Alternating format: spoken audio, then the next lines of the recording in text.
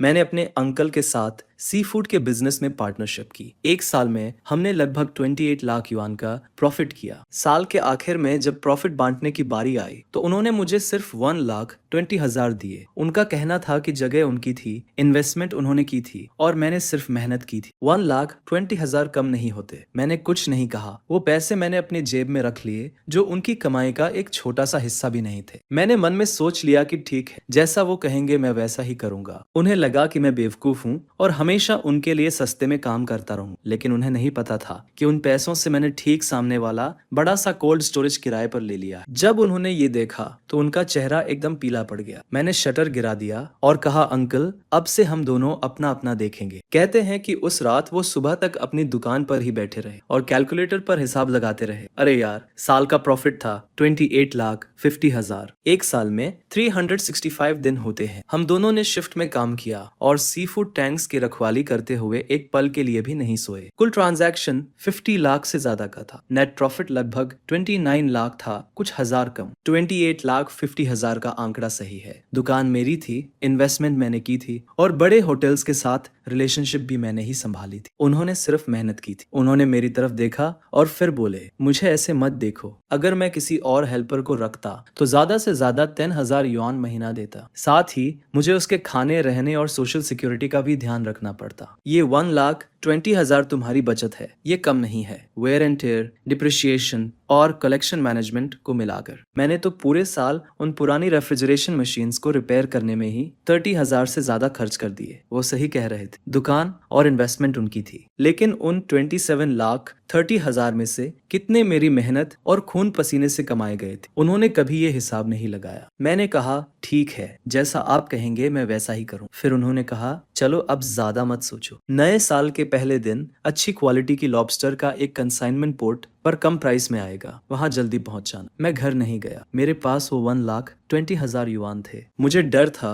कि मेरी माँ मुझसे पूछेंगी कि मैंने अपने अंकल के साथ इस साल कितना कमाया और हमने प्रॉफिट कैसे बांटा। मेरे पास कोई जवाब नहीं था। पार्टनरशिप शुरू करते वक्त उन्होंने मुझसे कहा था, अरे हम तो फैमिली है। उसने मुझसे कहा था, हम मुनाफा बराबर बांटेंगे। जहां मैं खाऊंगा तुम भी खाओगे। न्यू ईयर से पहले उसने कहा था कि हम बराबर बांटेंगे। न्यू ईयर के बाद वो कहने लगा कि मेहनत तो सिर्फ मैंने की है। मैंने उस आंकड़े को बहुत देर तक देखा। क्या मेरी सारी मेहनत बस इतनी ही थी? क्या उसने ये नहीं कहा था कि वो पोजीशन उसकी है? तो ठीक है, अब मेरी अपनी होगी। मैंने मार्केट के लीजिंग सुपरवाइजर को सामने वाले 500 स्क्वायर मीटर के बड़े से रेफ्रिजरेटर के बारे में कॉल किया। रेंट और डिपॉजिट मिलाकर सिर्फ 1,20,000 थे। नीचे के सारे छोटे कस्टमर्स को तो मैं पहले से ही जानता था। मैं 3 दिन में कॉन्ट्रैक्ट साइन करके न्यू ईयर से पहले ओपनिंग कर सकता था। उसी रात मैंने सुपरवाइजर के टेबल पर पैसे रख दिए। हमने उसी रात कॉन्ट्रैक्ट साइन किया और मेरे हाथ में उस रेफ्रिजरेटर की चाबियां आ गई। मुझे पता चल गया कि अब मेरी डेस्टिनी किसी और के हाथ में नहीं है। न्यू ईयर के पहले दिन सुबह 4 o'clock बजे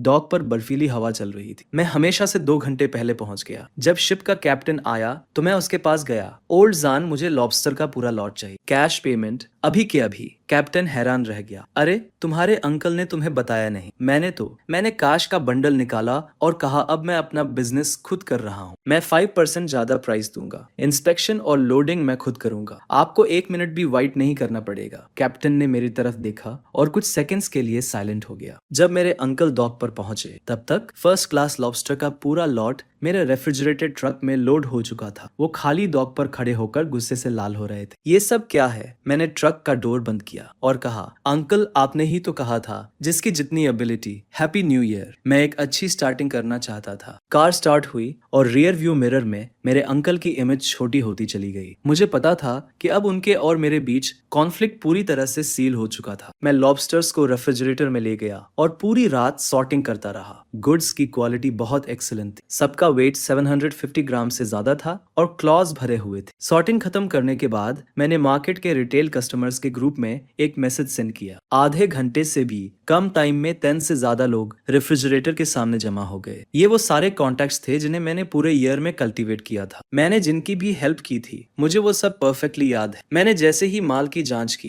रिटेलर्स ने अपने ऑर्डर्स दिए। मैं मार्केट प्राइस पर बेच रहा था, बिना किसी एक्स्ट्रा चार्ज या होर्डिंग के। सिर्फ 2 घंटे में लॉबस्टर का पूरा स्टॉक बिक गया। मुझे 43,000 का नेट प्रॉफिट हुआ और मेरी पहली इन्वेस्टमेंट वापस मिल गई। एक्वाटिक कोल्ड स्टोरेज ऑफिशियली शुरू हो गया। सुबह 10 बजे मुझे मेरे अंकल का कॉल आया। मैंने जवाब नहीं दिया। इसके तुरंत बाद पूरे मार्केट में रूमर्स फैलने लगे कि मैंने अपने अंकल से झगड़ा कर लिया है और अपना खुद का स्टॉल खोल लिया है। मेरे अंकल ने धमकी दी कि जो कोई भी मुझसे बिजनेस करने की हिम्मत करेगा वो उनसे माल लेना भूल जाए। अपने अंकल को नाराज करके मैं इस मार्केट में कैसे सरवाइव कर पाऊंगा। दोपहर से ही रिटेलर्स ने अपने ऑर्डर्स कैंसिल करने के लिए कॉल्स करना शुरू कर दिया। सब अर्जेंट टोन में बात कर रहे थे, कह रहे थे कि उनके घर में कुछ प्रॉब्लम है और वे फिलहाल माल नहीं खरीदेंगे। मैं समझ गया कि क्या हो रहा है। मैंने और कुछ नहीं कहा और पूरी डिपॉजिट वापस कर दी। दोपहर 3 बजे मेरे अंकल मार्केट के कुछ पुराने स्टॉल ओनर्स के साथ आए और मेरे कोल्ड स्टोरेज का एंट्रेंस ब्लॉक कर दिया। उंगली दिखाते हुए उन्होंने मुझे एहसान फरामोश कहा। उन्होंने कहा कि उन्होंने मुझे गांव से निकाला, मुझे बिजनेस करना सिखाया और मैं उन्हें गलत तरीके से पे कर रहा हूँ। लोग हमें घेरने लगे। सब ड्रामा देखने को बेताब थे। मैंने उनसे 1,20,000 युआन के बारे में बहस नहीं की। मैंने बस उनसे कामली पूछा कि वो क्या चाहते हैं। अंकल कुछ देर के लिए चुप हो गए, लेकिन आखिरकार धमकी दी कि मार्केट के शिप्स के कैप्टन और बड़े कस्टमर्स मुझसे डील करने की हिम्मत नहीं करेंगे। उन्होंने कहा कि मैं बंद होने का इंतजार करूं। वो मुड़े और चले गए। दूसरे ओनर्स भी उनके पीछे चले गए और धीरे धीरे भीड़ छट गई। फुसफुसाहटें जारी रही। मैं कोल्ड स्टोरेज के सामने खड़ा होकर उनकी पीठ को देखता रहा, बिना किसी रिएक्शन के। मैं 1 साल से इस मार्केट में स्ट्रगल कर रहा। कौन सा शिप कब डॉक करता है, किस रिटेलर को किस माल की जरूरत है, मुझे सबसे बेहतर पता है। मेरे अंकल को लगता है कि उन्होंने मेरी लाइफ कंट्रोल कर ली है, लेकिन उन्हें नहीं पता कि ट्रू रिलेशंस मेहनत से कमाए जाते हैं, वो थ्रेट से नहीं टिकते। उस रात मैंने अपना साइन बोर्ड टांग दिया, थोक एजी जलीय उत्पाद। 5 बड़े अक्षर सीधे मेरे अंकल के स्टॉल की ओर देख रहे थे। रात की रोशनी में चमकते हुए मैंने मार्केट के एंट्रेंस पर एक नोटिस भी चिपका दिया, जिसमें एक ऑपरेटर की भर्ती की जा रही थी। मुझे महीने के 12,000 का सैलरी मिलता है, जिसमें खाना, रहना और सोशल सिक्योरिटी भी शामिल है। अगर काम अच्छा रहे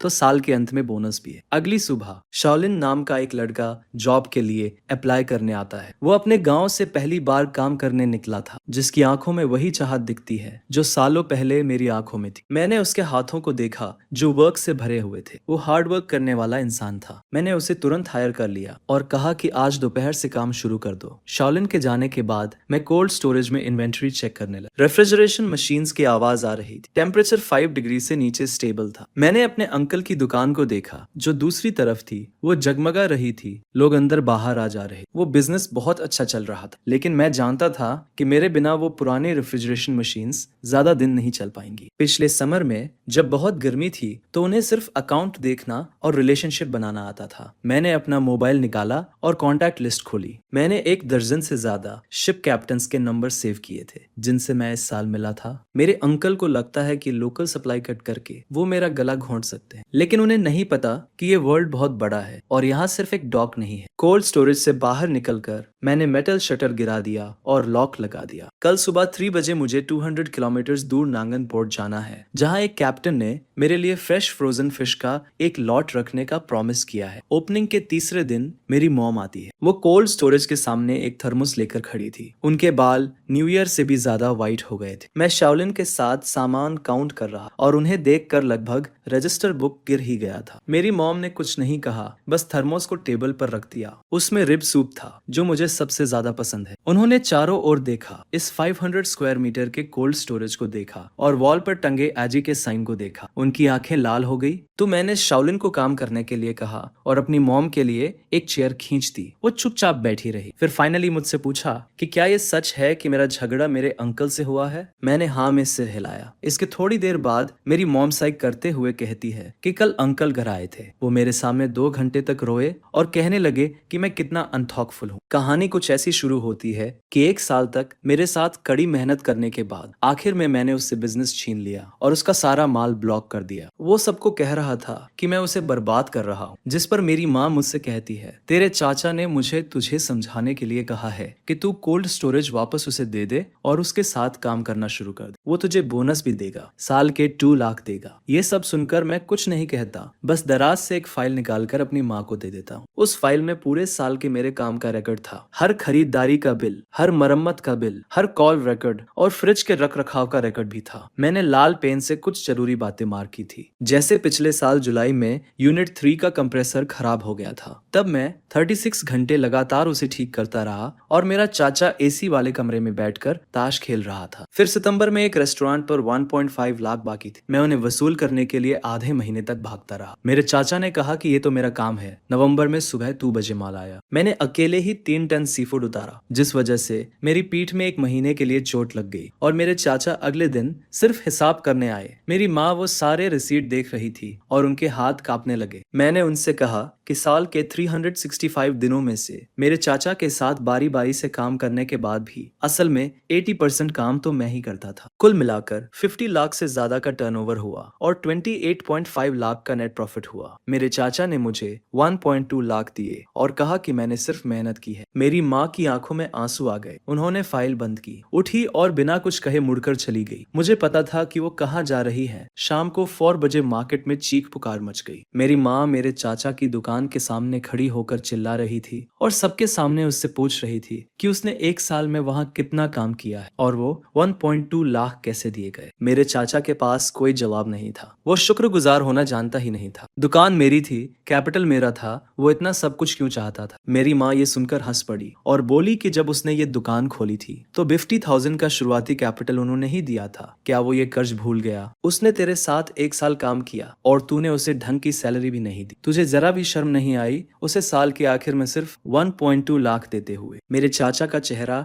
गुस्से से लाल हो गया। मैं कुछ कहना चाहता था पर मुझसे एक शब्द भी नहीं निकला, जिस पर मेरी माँ मुड़ी और चली गई। मेरे कोल्ड स्टोरेज के दरवाजे से गुजरते हुए वो रुकी, मेरी तरफ देखा और उसकी आंखों में कोई शिकायत नहीं थी, सिर्फ दर्द और एक्सेप्टेंस था। वो सिर्फ 4 वर्ड्स बोली, इसे ठीक से करना। उस रात मैंने अपनी माँ को देखा कि कैसे वो मछलियों को छांटती है, कैसे सी फूड की फ्रेशनेस को जज करती है। वो बहुत सीरियसली सीख रही थी, नोट्स ले रही थी और सवाल पूछ रही थी। उसे देखकर मुझे 1 साल पहले का मैं याद आ गया। उस वक्त मैं भी ऐसा ही था। मुझे लगता था कि अगर मैं तकलीफ उठाने को तैयार हूँ तो मेरे अंकल मेरे साथ ईमानदारी से पेश आएंगे। अब मुझे समझ में आया है कि इस दुनिया में सिर्फ अपनी पोजीशन ही सबसे रिलायबल होती है। रात के 11 बजे मेरे अंकल की दुकान जो ठीक सामने थी अब भी खुली थी। मैंने ग्लास से देखा कि वो अकेले बैठे हुए हिसाब की किताब देख रहे थे और उनके पास रखा रेफ्रिजरेटर अजीब सी आवाज कर रहा था और स्क्रीन पर टेम्परेचर अनस्टेबल दिख रहा था। मैंने अपनी नजरें हटा ली और वेयरहाउस का डोर बंद कर दिया। कल एक अर्जेंट ऑर्डर है, मैं फेल नहीं हो सकता। दुकान खुलने के 5वें दिन मेरी सप्लाई काट दी गई। सुबह 4 बजे मैं हमेशा की तरह सामान लेने घाट पर गया। ओल्ड जान की नाव पहले ही आ चुकी थी, लेकिन मुझे देखकर उसने सिर हिला दिया। उसने मुझसे कहा, मुझे माफ करना, आज का सारा माल तुम्हारे अंकल ने बुक कर लिया है। प्राइस मार्केट से 20% ज्यादा है। मैं शॉक्ड रह गया। मैं दूसरे कैप्टन्स को ढूंढने के लिए मुड़ा, पर सबको पूछने के बाद जवाब वही था। मेरे अंकल ने मार्केट और दूसरे बड़े दुकानों के साथ मिलकर सारे लोकल सप्लाईज को मार्केट प्राइस से 20% ज्यादा प्राइस पर खरीद लिया था। मैं खाली घाट पर खड़ा रहा, सी फूड की नावों को जाते हुए देख रहा था और मेरे हाथ में सिगरेट जलकर खत्म हो गई। जब मैं वेयरहाउस वापस आया तो शाओलिन मेरा इंतजार कर रही थी। मुझे खाली हाथ देखकर उसके चेहरे पर चिंता दिख रही थी। मैंने उससे ज्यादा कुछ नहीं कहा, बस उसे आराम करने के लिए कहा। मैं ऑफिस में अकेला बैठ गया और अपनी कॉन्टैक्ट लिस्ट देखने लगा। अगर लोकल सप्लाई ब्लॉक हो गई है तो मैं बाहर से लाऊंगा। मुझे याद आया कि 2 महीने पहले जब मैं नए साउथ पियर पर सामान ट्रांसपोर्ट कर रहा था तो मेरी चेन नाम के एक कैप्टन से मुलाकात हुई थी। उस वक्त उसका माल अच्छे से नहीं बिका था। दिखने में तो अच्छा था पर साइज छोटा था और कोई भी लोकल होलसेलर उसे लेने को तैयार नहीं था। मैंने उसकी मार्केट एनालाइज करने में मदद की। मैंने उसे रिटेल प्राइस कम करने का सुझाव दिया, जिस पर 3 दिन में उसका सारा इन्वेंटरी बिक गया। जाते वक्त बूढ़ा चेन बोला, कभी भी कुछ चाहिए हो तो बेझिझक मांगना। मैंने बूढ़े चेन को फोन किया। फोन बहुत देर तक बजता रहा, फिर उसने उठाया। बूढ़े चेन की आवाज नींद में लग रही थी। मैं सीधा पॉइंट पर आया। मैंने उससे पूछा कि क्या उसके पास रिसेंटली कोई माल आया है। मुझे सारा माल चाहिए था, कैश पेमेंट पर। बूढ़ा चेन कुछ सेकंड्स के लिए चुप हो गया और फिर उसने पूछा कि क्या मुझे कोई प्रॉब्लम हुई है। मैंने उससे कुछ नहीं छुपाया। मैंने उसे अपने अंकल की ब्लॉकिंग के बारे में बताया। यह सुनकर बूढ़ा चेन गुस्सा हो गया और बोला कि यह हरकत बहुत शर्मनाक है। उसने मुझे खबर का इंतजार करने को कहा। फोन रखने के बाद सुबह हो चुकी थी। मैं दोबारा नहीं सोया, बल्कि कार ली और सीधा साउथ डॉक की तरफ चल दिया। बिना रुके 3 घंटे ड्राइविंग करने के बाद मैं साउथ डॉक पर पहुंचा। सुबह के 10 o'clock बज रहे थे और बूढ़ा चेन पहले से ही एक शिपिंग ट्रक के पास मेरा इंतजार कर रहा था। कार्गो कंपार्टमेंट में ताजी सी फूड भरी हुई थी, जिस पर बूढ़ा चेन मुझे माल इंस्पेक्ट करने के लिए ले गया। ये खेप अभी अभी पोर्ट पर पहुंची थी। कोरल ग्रुपर और हैरी क्रैब थे। क्वालिटी बहुत हाई तो नहीं थी, लेकिन फ्रेशनेस बहुत अच्छी थी। उनके गिल्स अभी भी ब्राइट रेड थे और क्रैब्स के लेग्स स्ट्रॉन्ग थे। मैंने तुरंत डिसाइड किया और सब कुछ खरीद लिया। मैंने 1,80,000 युआन ट्रांसफर कर दिए। उसी वक्त बूढ़े चेन को अपने फोन पर पेमेंट का नोटिफिकेशन मिल गया। उसने मेरी पीठ थपथपाई और कहा, तुम में हिम्मत है। तुम्हारे अंकल जैसे लोग देर सवेर बुरे फंसेंगे। अब से तुम्हें माल चुनने में प्रायोरिटी मिलेगी। मैंने बूढ़े चेन से बहुत देर तक बात की। उसने मुझे बताया कि साउथ डॉक को रिसेंटली ही डेवलप किया गया है और कई लोकल होलसेलर्स को अभी तक इस रूट के बारे में पता नहीं। यहाँ सप्लाई स्टेबल है और प्राइसेस नॉर्थ से 10% कम है। इसके अलावा शिप्स के कैप्टन्स ईमानदार और स्ट्रेट फॉरवर्ड लोग हैं। मुझे और भी कॉन्फिडेंस हुआ। मेरे अंकल को लगा कि लोकल डॉकों को कंट्रोल करके वो मुझे घुटने टेकने पर मजबूर कर देंगे, लेकिन उन्हें नहीं पता कि ये समुंदर बहुत बड़ा है। यहाँ एक से ज्यादा डॉक्स हैं। मैं ट्रक भरकर वापस मार्केट पहुंचा और शाओलिन पहले से ही कोल्ड स्टोरेज के दौर पर मेरा वेट कर रहा था। जैसे ही मैंने ट्रक देखा, मेरी आंखें चमक उठी। हम लोगों ने पूरी रात माल उतारा। फिर हमने कोरल ग्रोपर और हैरी क्रैब के लॉट को छाटा और तौला। हालांकि वो फर्स्ट क्लास नहीं थे, लेकिन उनकी ताजगी बहुत अच्छी थी और मार्केट प्राइस से 5% कम थे। मैंने तुरंत अपने कुछ पुराने कस्टमर्स को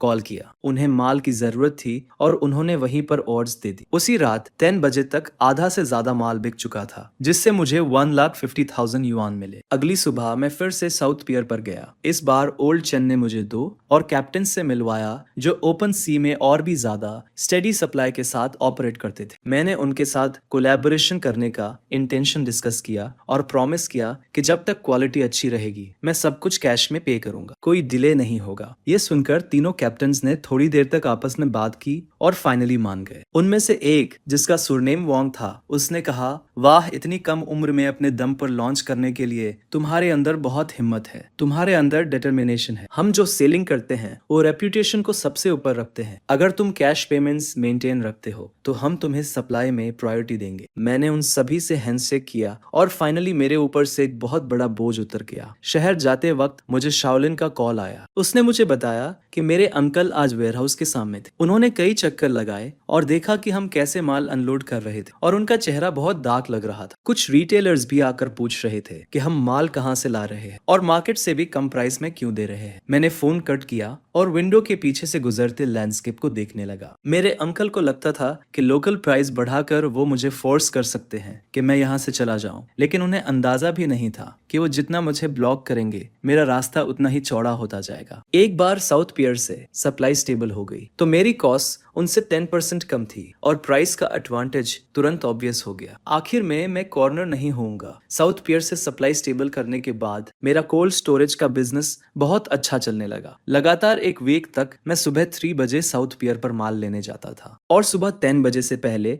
मार्केट लौट आता था। ये प्रोडक्ट्स बहुत फ्रेश थे और लोकल प्रोडक्ट्स से 10% सस्ते थे। रिटेलर्स ने एडवांटेज को टेस्ट किया और ऑर्डर्स लगातार बढ़ते गए। 10वें दिन बूढ़ा चेन मुझे फोन करता है और कहता है कि वो मुझसे एक जरूरी बात करना चाहता है, जिस पर मैं उसी शाम उससे मिलने चला जाता हूँ। बूढ़ा चेन मुझे डॉक पर एक खाने की दुकान पर ले जाता है, कई डिशेस ऑर्डर करता है और 2 ग्लास शराब डालता है। वो सीधे मुद्दे पर आता है और कहता है, मुझे तुम एक भरोसेमंद आदमी लगते हो। मैं तुम्हारे साथ एक एक्सक्लूसिव सप्लाई एग्रीमेंट साइन करना चाहता हूँ। मैं चॉपस्टिक्स रखता हूँ और उसकी तरफ देखता हूँ। बूढ़ा चेन बताता है, अभी साउथ डॉक पर 5 शिप्स काम कर रही है, मेरी लाओ हैंग की और ओजाओ की। हमारी 3 शिप्स मिलकर आधा वॉल्यूम कवर करती है। मैंने तुम्हें ऑब्जर्व किया है और देखा है कि तुम हमेशा काश में पेमेंट करते हो। तुम इंस्पेक्शन में प्रोफेशनल हो और कभी शिकायत नहीं करते। हमने आपस में सलाह की है और हम तुम्हें प्रायोरिटी देने को तैयार है, लेकिन एक शर्त है, तुम्हें हर हफ्ते कम से कम 2 लाख युआन की खरीद की गारंटी देनी होगी। साथ ही प्राइस बाकी सबसे 5% कम होगा। मैं कैलकुलेशन करता हूँ, 2 लाख युआन का वॉल्यूम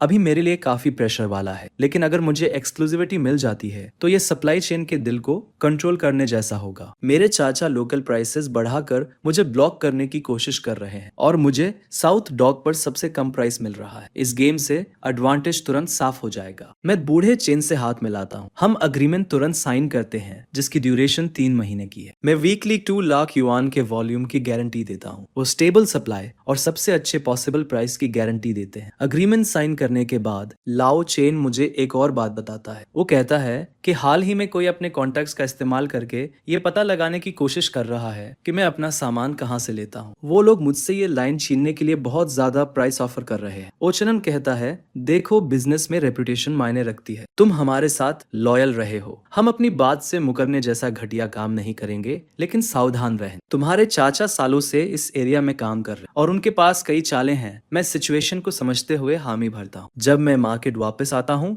तो रात के 9 बज चुके होते हैं और योलिन अभी भी कोल्ड स्टोरेज में सामान अरेंज कर रही होती है। मुझे देखकर वो तुरंत आती है और बताती है कि आज 3 और रिटेल कस्टमर्स ने ऑर्डर्स दिए और एक रेस्टोरेंट का ओनर भी है जो लॉन्ग टर्म कोलैबोरेशन के बारे में बात करना चाहता। अगली सुबह मैं उस रेस्टोरेंट में जाता हूँ। ले नाम के एक रेस्टोरेंट के ओनर हैं जिनकी उम्र 40 के आसपास है। उनके यहाँ सी फूड की खपत काफी ज्यादा है। ली मुझसे कहते हैं कि पहले वो हमेशा मेरे अंकल से ही माल खरीदते थे, जिस पर अब मछली के मरने की रेट बहुत बढ़ गई है और उन्होंने कई बार शिकायत भी की, लेकिन कोई इम्प्रूवमेंट नहीं हुई। फिर मैं उन्हें कोल्ड स्टोरेज में माल दिखाने के लिए ले जाता हूँ। ले हर चीज की बहुत सावधानी से इंस्पेक्शन करते हैं, मछली के गिल्स के कलर से लेकर आंखों की क्लैरिटी तक। वो हर डिटेल को चेक करते हैं और फाइनली सिर हिलाकर कहते हैं कि माल वाकई में अच्छा है। वो मुझसे पूछते हैं कि क्या मैं स्टेबल सप्लाई की गारंटी दे सकता हूँ, जिस पर मैं उन्हें आनमतों के साथ एक्सक्लूसिव सप्लाई का अग्रीमेंट दिखाता हूँ। उसे पढ़ने के बाद ली तुरंत डिसाइड करते हैं कि अब से उनके दोनों लोकेशंस के लिए सारा सी फूड मुझसे ही खरीदा जाएगा, कम से कम 50,000 युआन वीकली। ली को विदाई देने के बाद मैं कोल्ड स्टोरेज के सामने खड़ा होकर सिगरेट जलाता हूँ, जो मेरे अंकल का है। वो किसी से बहुत ऊंची आवाज में आर्ग्यू कर रहे थे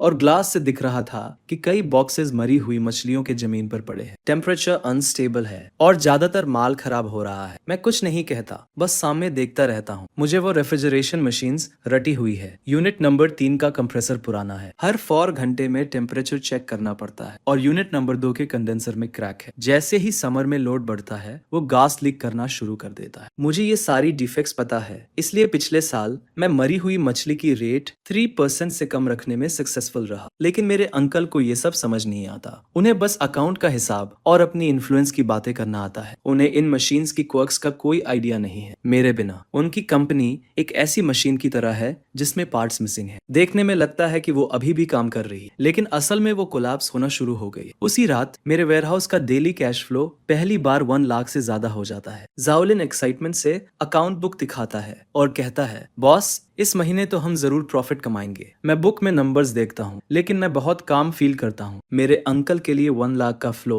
कुछ भी नहीं है। अपने प्राइम टाइम में वो एक दिन में 3 लाख तक कमाते थे। नानमतो से सप्लाई अब स्टेबल हो चुकी है और बड़े क्लाइंट्स भी जुड़ने लगे हैं। अब टाइम है कि धीरे धीरे अपने अंकल का मार्केट शेयर खाया जाए। रात के 3 बजे सामने वाली स्टॉल की लाइट अभी भी जल रही थी। मेरे अंकल वहाँ अकेले बैठे थे, बस मरी हुई मछलियों के ढेर को घूर रहे थे। उनके बगल में रखा हुआ रेफ्रिजरेशन मशीन एक अजीब सी आवाज कर रहा था और स्क्रीन पर टेम्परेचर एकदम फ्लक्चुएट हो रहा था। मैं शटर डाउन करता हूँ, वेयरहाउस बंद करता हूँ और मुझे कल सुबह 3 बजे नानमतो में किंग क्रैब्स की कंसाइनमेंट रिसीव करनी है। एक्सक्लूसिव सप्लाई एग्रीमेंट साइन करने के 3 वीक्स बाद मेरा डेली कैश फ्लो 1,20,000 से ऊपर ही रहता है। उस दोपहर लाओ चन का मुझे अचानक कॉल आता है और उसकी टोन बहुत सीरियस थी। वो बताता है कि किसी ने नानमतो की सप्लाई खरीदने के लिए मुझसे 20% ज्यादा ऑफर किया है। वो दूसरा आदमी लाओलियू है जो पूरे फिश फिश मार्केट में मेरे अंकल का सबसे करीबी है। मुझे अंदर से एक झटका लगता है। मुझे पता था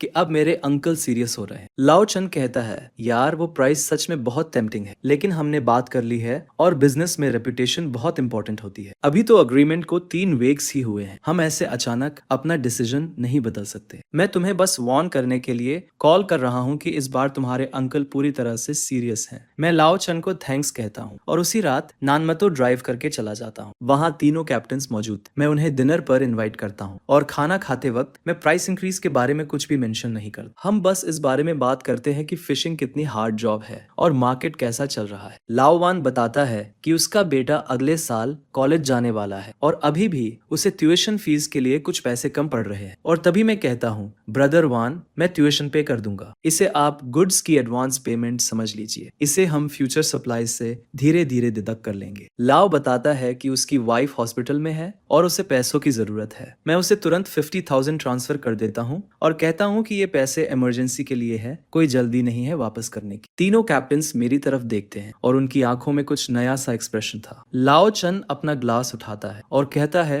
यार तुम तो अपनी बात के पक्के हो। तुम्हारे अंकल चाहे कितना भी ऑफर करें, हम नहीं हिलेंगे। मैं उनके साथ टोस्ट करता हूँ और अंदर से बहुत रिलीव्ड फील होता है। मार्केट लौटते लौटते काफी देर हो चुकी थी, जिस पर मैं ऑफिस में बैठकर आगे के प्लान्स बनाने लगता हूँ। साउथ डॉक से सप्लाई तो अब स्टेबल हो गई थी, लेकिन मेरा अंकल हाथ पर हाथ रखकर तो नहीं बैठने वाला था। मुझे डर था कि वो शिप के कैप्टन के पीछे जरूर पड़ेगा और ऐसा ही होता है। आगे मार्केट में रूमर्स फैलने लगते हैं। कुछ कहते हैं कि मेरा सामान कॉन्ट्राबैंड है, क्वारंटीन सर्टिफिकेट्स नहीं है, तो कुछ कहते हैं कि मेरा कोल्ड स्टोरेज स्टैंडर्ड्स पर खरा नहीं उतरता और कभी भी बंद हो सकता है। फिर ये भी अफवाहें फैलती हैं कि मैं कैप्टन का रिश्तेदार नहीं हूँ और मेरे सप्लाई का सोर्स भी अनस्टेबल है। ये सारी बातें इतनी कन्विंसिंगली फैलाई जा रही थी कि कस्टमर्स के कॉल्स आने शुरू हो जाते हैं, जिस पर मैं घबराता नहीं हूँ। मैं सीधे साउथ डॉक के क्वारंटीन सर्टिफिकेट्स, कोल्ड स्टोरेज का बिजनेस लाइसेंस और सप्लाई अग्रीमेंट्स की फोटोज निकालकर रिटेल कस्टमर्स के ग्रुप में भेज देता हूँ, जो देखकर रूमर्स अपने आप ही गायब हो जाते हैं। पर मेरा अंकल तब भी नहीं रुकता है। मार्केट मैनेजमेंट के लोग अचानक मेरे कोल्ड स्टोरेज का इंस्पेक्शन करने आ जाते हैं। वो कहते हैं कि उन्हें एक कंप्लेंट मिली है और उन्हें शक है कि रेफ्रिजरेशन इक्विपमेंट स्टैंडर्ड्स के हिसाब से नहीं है, इसलिए वो इंस्पेक्शन के लिए ऑपरेशंस बंद करने की डिमांड करते हैं। आगे मैं कोल्ड स्टोरेज खोलने से पहले ही प्रिपेयर्ड था। सारे इक्विपमेंट हाईएस्ट स्टैंडर्ड्स के हिसाब से सेट किए गए थे, चाहे वो क्वारंटीन हो, फायर सेफ्टी हो या एनवायरमेंटल प्रोटेक्शन हो। सारे सर्टिफिकेट्स ऑर्डर में थे। इंस्पेक्टर 2 घंटे तक चेक करता है, पर उसे कोई गलती नहीं मिलती और आखिर में वो खाली हाथ चला जाता है। उसे विदाई करने के बाद शाओलिन धीरे से कहती है, बॉस, किसी ने देखा कि आपके अंकल ने ही एडमिनिस्ट्रेशन में कंप्लेंट की थी। मैं सिर हिलाता हूँ। मुझे तो पहले से ही इन टैक्टिक्स का अंदाजा था। उस शाम मेरे कोल्ड स्टोरेज का डेली फ्लो 1,50,000 से ऊपर चला जाता है, जो मेरे अंकल के बिजनेस को ऑफिशियली पीछे छोड़ देता है और ये खबर पूरे मार्केट में तेजी से फैल जाती है। हर कोई कमेंट करता है कि मैं सच में जीत गया। शाम होते होते मेरे अंकल के स्टॉल के सामने क्रेडिटर्स का एक ग्रुप इकट्ठा हो जाता है, जो उनसे पेमेंट की डिमांड कर रहे थे। इस दौरान मेरी सप्लाई को ब्लॉक करने के लिए मेरे अंकल ने लोकल डॉक पर ऊंचे दामों पर माल जमा करना शुरू कर दिया और कॉस्ट बढ़ाने के लिए दूसरे स्टॉल्स के साथ मिल गया, जिससे उसकी कैपिटल चेन टाइट होने लगती है। मछलियों की मोर्टेलिटी रेट हाई बनी रहती है और वो बहुत सारे कस्टमर्स खो देता है। हालात और भी मुश्किल होते जा रहे थे। शाओलिन ने मुझसे कहा, आज फिर तुम्हारे अंकल की कूलिंग मशीन नंबर 3 खराब हो गई। एक पूरा क्राट किंग क्रैब्स मर गए। कम से कम 80,000 का नुकसान हुआ है। मुझे वो कूलिंग मशीन नंबर 3 अच्छी तरह से याद है। पिछली गर्मियों में जब वो पहली बार खराब हुई थी, मैं लगातार 36 घंटे जगा रहा था उसे ठीक करने के लिए। उसका हर एक पार्ट, उसकी हर सनक मुझे पता है, लेकिन अब वो मेरी जिम्मेदारी नहीं है। रात होते ही बॉस ने मुझे कॉल किया और कहा कि उसका एक दोस्त भी मुझसे सामान खरीदना चाहता है। वो शहर में एक और रेस्टोरेंट चेन का मालिक है। हर हफ्ते कम से कम 70,000 का ऑर्डर देगा। मैंने अगले दिन उससे मिलने के लिए हाँ कर दी। कॉल काटने के बाद मैं कोल्ड स्टोरेज के सामने खड़ा हो गया। सामने वाली स्टॉल की लाइट्स अभी भी जल रही थी। शीशे से मैं अपने अंकल को देख सकता था। वो वहाँ अकेले बैठे हुए थे। उनके सामने बिल्स का ढेर लगा हुआ था। ऐसा लग रहा था जैसे उनके बाल और भी ज्यादा सफेद हो गए। उनका फिगर अजीब तरह से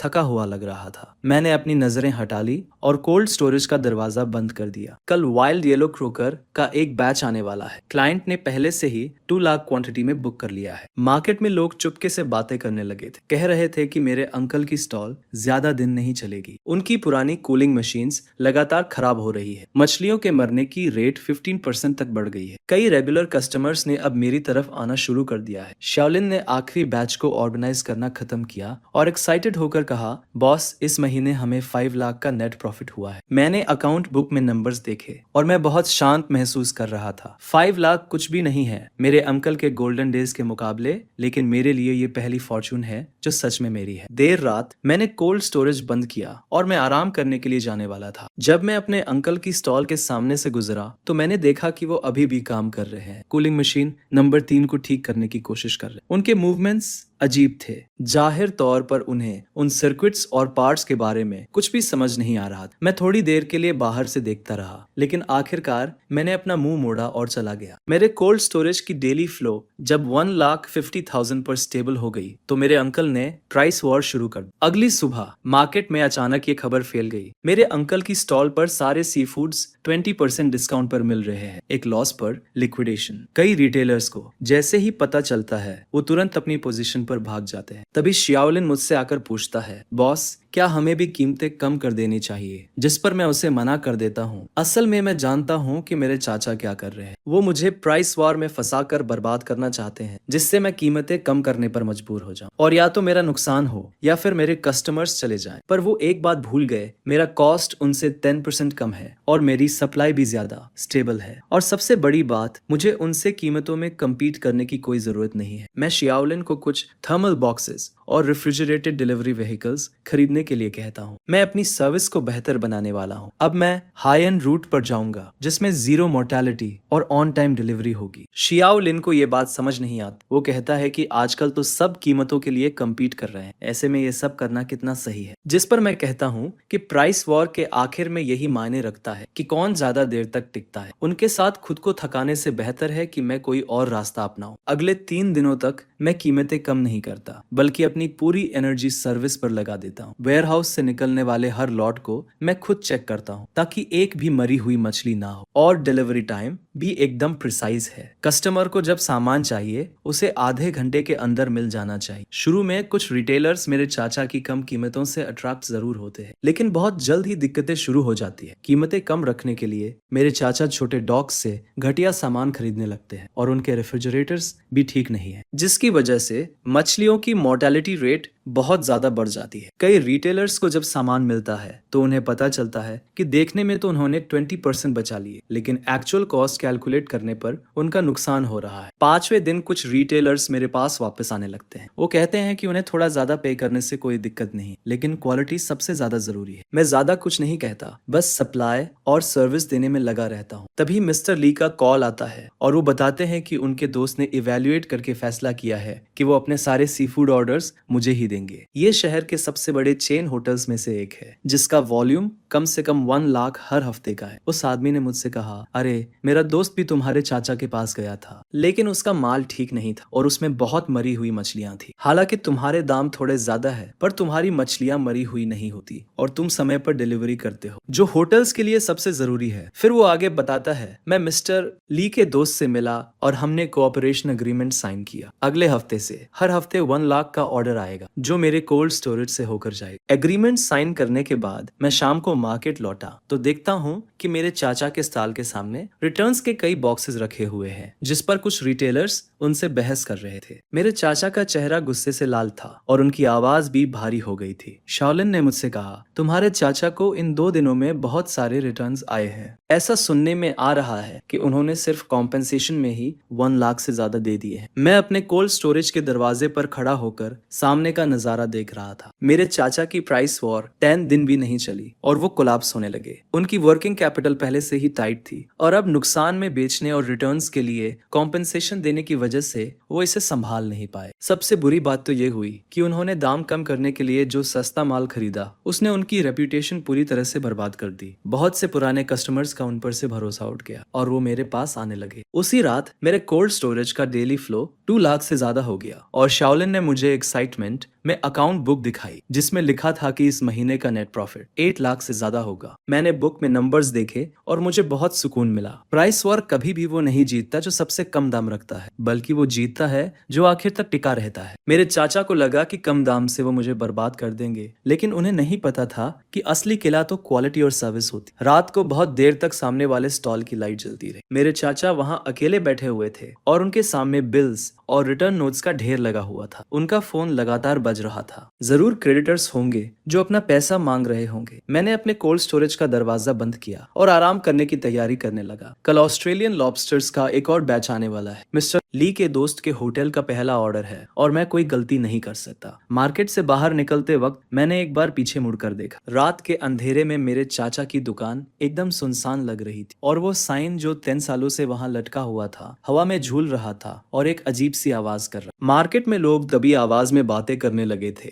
कि इस बार मेरे चाचा ने कुछ ज्यादा ही कर दिया है। प्राइस वॉर में उन्होंने एक को नहीं बल्कि खुद को ही बर्बाद कर लिया है। कुछ लोग तो ये भी कह रहे थे कि अगर ऐसा ही चलता रहा तो मेरे चाचा की दुकान इस महीने भी नहीं टिक पाएगी। मैं इन बातों में बिल्कुल शामिल नहीं हुआ, बस चुपचाप अपना काम करता रहा। अगली सुबह ऑस्ट्रेलियन लॉबस्टर का वो शिपमेंट समय पर आ गया। मैंने खुद माल चेक किया, उसे छाटा और फिर डिस्ट्रीब्यूट किया। एकदम परफेक्ट सर्विस थी। मिस्टर ली के दोस्त को जब माल मिला तो उसने तुरंत अपना ऑर्डर 50% और बढ़ा दिया। वो प्राइस वॉर तो पहले ही हार चुका था। वॉर खत्म होने के 3 दिन बाद मार्केट में एक बड़ी खबर आई। शहर का सबसे बड़ा बायर जिन दिन होटल का मिस्टर जान अपने बेटे की शादी का बैंक्वेट रखने वाला था, उसने 300 टेबल्स बुक की थी और सी फूड की डिमांड बहुत ज्यादा थी। जो कोई भी ये ऑर्डर हासिल कर लेता उसका मार्केट में टिकना लगभग तय था। मिस्टर जान का होटल 20 सालों से चल रहा है और हमेशा से हाई लेवल बैंक्वेट्स के लिए फर्स्ट चॉइस रहा है। इतने सालों से वो सी फूड मेरे चाचा से ही खरीदते थे। उनके बीच बहुत अच्छी रिलेशनशिप थी। शादी सैटरडे को थी और उन्होंने 3 दिन पहले से ही माल की तैयारी शुरू कर दी थी। मेरे चाचा ने इस बिजनेस के लिए अपनी लगभग सारी कैपिटल लगा दी थी। कई डॉक्स से माल मंगवाया था ताकि इस मौके का फायदा उठा सके और रिकवर कर सके। फ्राइडे की शाम को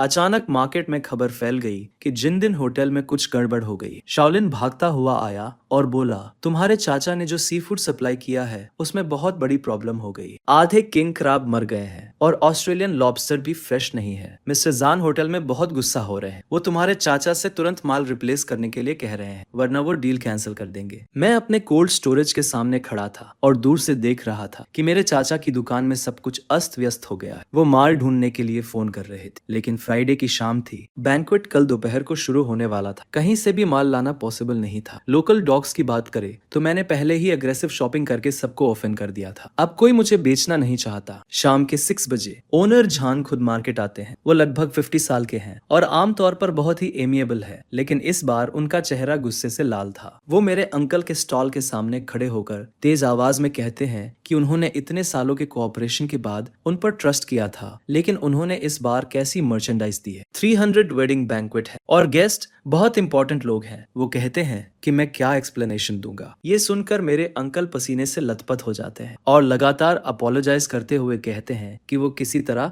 मर्चेंडाइज को रिप्लेस कर देंगे। ओनर झान कहते हैं कि अगर रात 10 बजे से पहले उन्होंने अच्छी क्वालिटी के प्रोडक्ट्स नहीं दिए तो उनके बीच कोई और बिजनेस नहीं होगा। ओनर झान मुड़कर जाने लगते हैं और तभी वो मुझे मेरे रेफ्रिजरेटेड रूम के सामने खड़ा हुआ देखते हैं। वो हैरान हो जाते हैं, मेरे पास आते हैं और पूछते हैं कि क्या मैं यहाँ हूँ। मैं हाँ में सिर हिलाता हूँ और ओनर झान सीधे पूछते हैं, क्या तुम्हारे पास अभी मर्चेंडाइज है? मुझे 50 किंग क्रैब, 80 ऑस्ट्रेलियन लॉबस्टर और 100 किलोग्राम कोरल ग्रुपर चाहिए। सब कुछ जिंदा और परफेक्ट कंडीशन में होना चाहिए। क्या तुम इसे रात 10 बजे से पहले रेस्टोरेंट में डिलीवर कर सकते हो? मैं जल्दी से कैलकुलेट करता हूँ। मेरे वेयरहाउस में इन्वेंटरी काफी नहीं है, लेकिन साउथ डॉक पर बूढ़े चेन को आज ही एक बैच मिला है। मुझे क्वालिटी अच्छी तरह से पता है। साउथ डॉक से शहर और फिर जिंदन रेस्टोरेंट तक मर्चेंडाइज ले जाना समय के हिसाब से बहुत टाइट है, लेकिन इम्पॉसिबल नहीं है। मैं कहता हूँ कि मैं कर सकता हूँ, लेकिन मुझे पहले क्वालिटी इंस्पेक्ट करनी होगी ताकि कोई प्रॉब्लम ना हो। ओनर झान कुछ सेकंड के लिए चुपचाप मुझे देखते हैं और फाइनली हाँ में सिर हिलाते हैं। वो कहते हैं कि ये उनके बेटे की शादी है और वो कोई मिस्टेक नहीं देखना चाहते। मैं तुरंत बूढ़े चेन को कॉल करता हूँ और उनसे कहता हूँ कि वो आज पोर्ट पर आए, बैच को रिजर्व कर ले, और फिर शियाओलिन को कॉल करता हूँ। हम रेफ्रिजरेटेड ट्रक लोड करते हैं और सीधे साउथ डॉक के लिए निकल जाते हैं। वहां पहुंचते ही शाम शाम के 7:30 बज चुके थे। बूढ़े चेन ने सब कुछ रेडी कर रखा था। मैं एक एक करके सब कुछ चेक करता हूँ, ये इंश्योर करते हुए कि सब कुछ वाइटैलिटी से भरा हुआ है। वेरीफाई करने के बाद हम तुरंत लोड करते हैं और वापस लौट जाते हैं। हम रात 9 बजे मार्केट पहुंचते हैं। शियाओ लिन और मैं पूरी रात बिना किसी डिटेल को नेग्लेक्ट किए सब कुछ सॉर्ट करते हैं। रात 9:40 पर मर्चेंडाइज लोड हो जाती है और हम जिंदिन रेस्टोरेंट के लिए रवाना हो जाते हैं। मैं रेस्टोरेंट पहुंचता हूं तो ठीक 9:55 बजे थे। ओनर जान पहले से ही किचन में मेरा इंतजार कर रहा था। उसने खुद सब कुछ चेक किया। किंग क्रैब्स एकदम फ्रेश थे, उनके पिंचर्स मजबूत थे। ऑस्ट्रेलियन लॉबस्टर्स की एंटेना सही सलामत थी,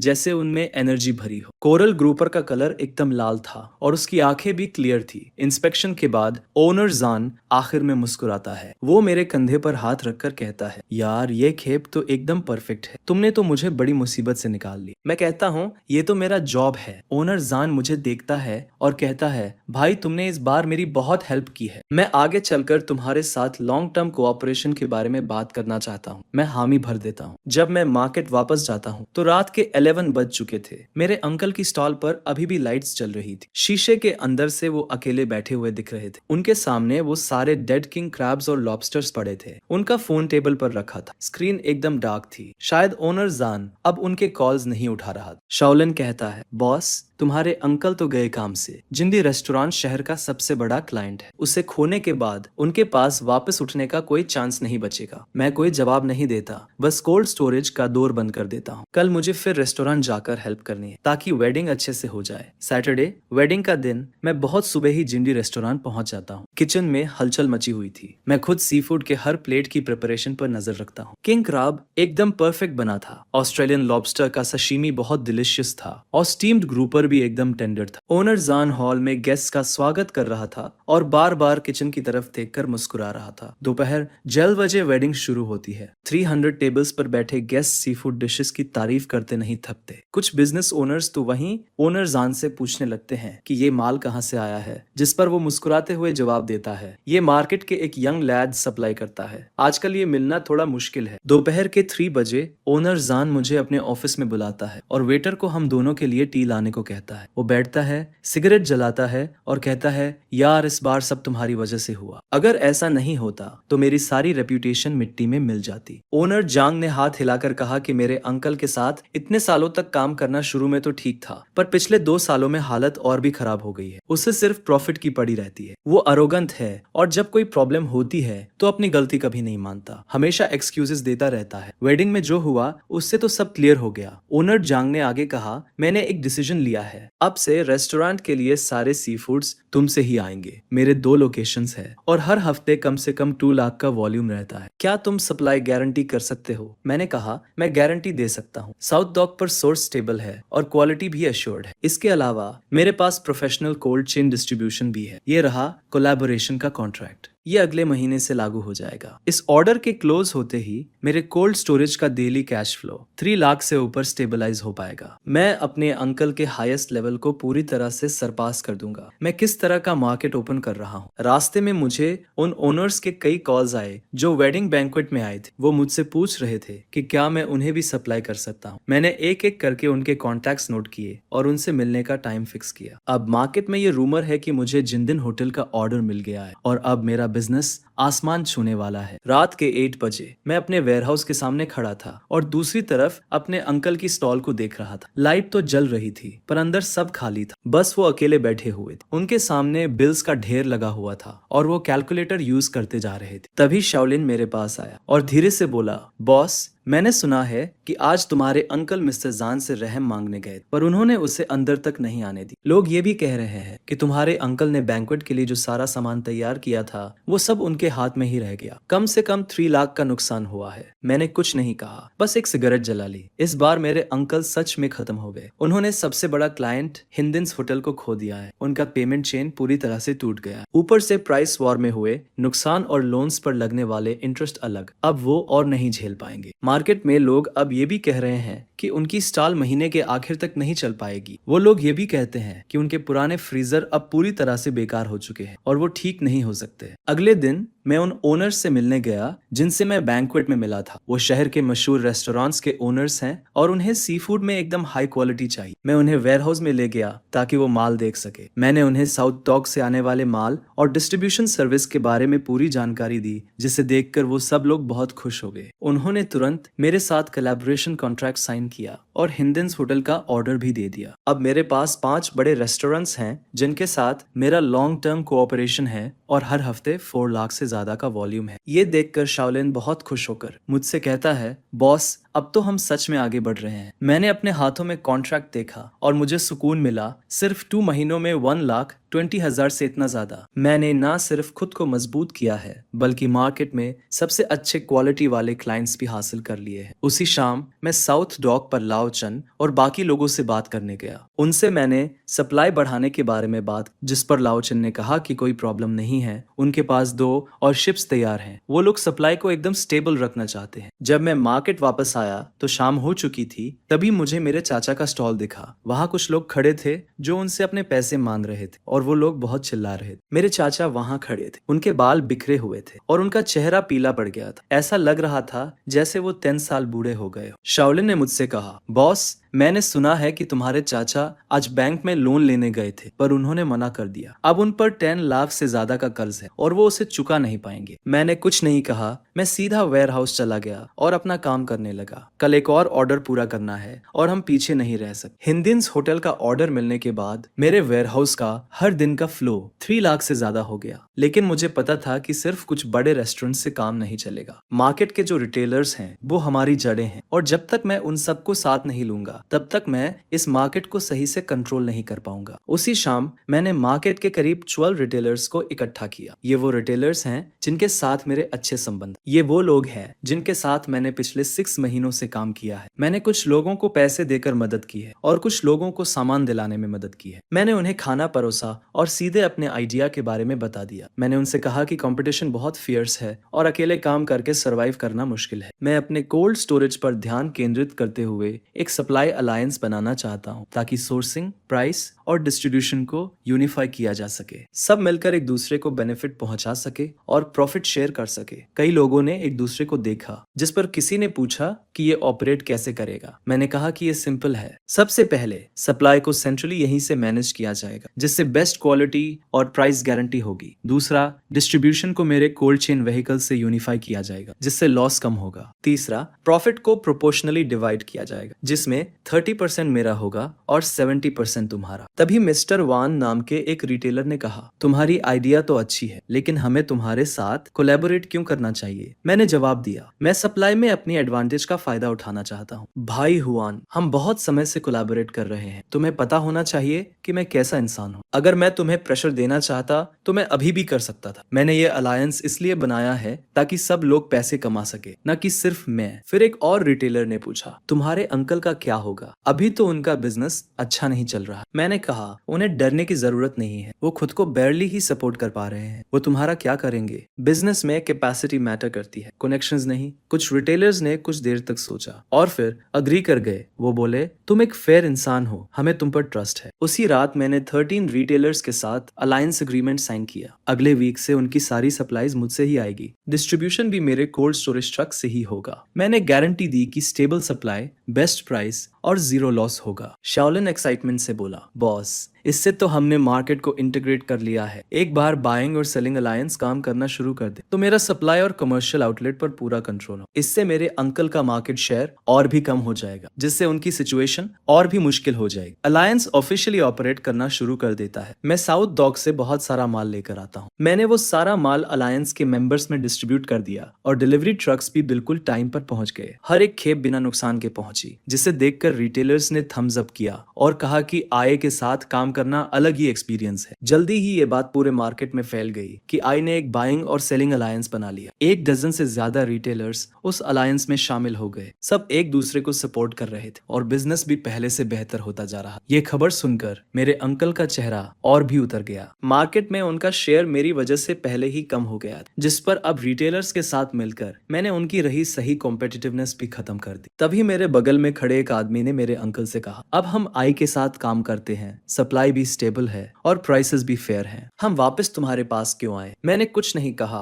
और मैं बस अपने काम में लगा रहा। उसी शाम मुझे ओल्ड चन का कॉल आया। उसने बताया कि साउथ डॉक पर 2 और नए शिप्स आ गए हैं और सप्लाई पहले से कहीं ज्यादा अबंडेंट है। उसने मुझसे पूछा कि क्या मैं सप्लाई का वॉल्यूम बढ़ा सकता हूँ। उनके पास बहुत सारा माल पड़ा हुआ है और उन्हें स्टेबल आउटलेट्स की जरूरत है। मैंने कहा कि कोई प्रॉब्लम नहीं है। अब अलायंस के साथ मेरे सेलिंग चैनल्स पूरी तरह से ओपन है। मैं कितना भी माल अब्सॉर्ब कर सकता हूँ। कॉल रखने के बाद मैं कोल्ड स्टोरेज के दरवाजे पर खड़ा हो गया और अपने अंकल के स्टॉल को देखने लगा जो सामने ही था। वो एक क्रेडिटर से आर्ग्यू कर रहे थे। आवाज बहुत ऊंची थी। क्रेडिटर उनका चेहरा पॉइंट करते हुए चिल्ला रहा था कि अगर उधार लिया है तो वापस करना होगा और एक्सक्यूजेस बनाना बंद करो। मेरे अंकल, जिनका चेहरा गुस्से से लाल हो रहा था, लगातार खुद को एक्सप्लेन करने की कोशिश कर रहे थे और कुछ और दिन का टाइम मांग रहे थे। वो स्वेयर कर रहे थे कि वो पे करने का कोई रास्ता ढूंढ लेंगे, लेकिन क्रेडिटर सुनने को तैयार नहीं था और उसने सीधे थ्रेटन किया, अगर तुमने इस वीक तक पे नहीं किया तो मैं तुम्हें कोर्ट में रिपोर्ट कर दूंगा। शाओलिन मेरे पास आया और धीरे से बोला,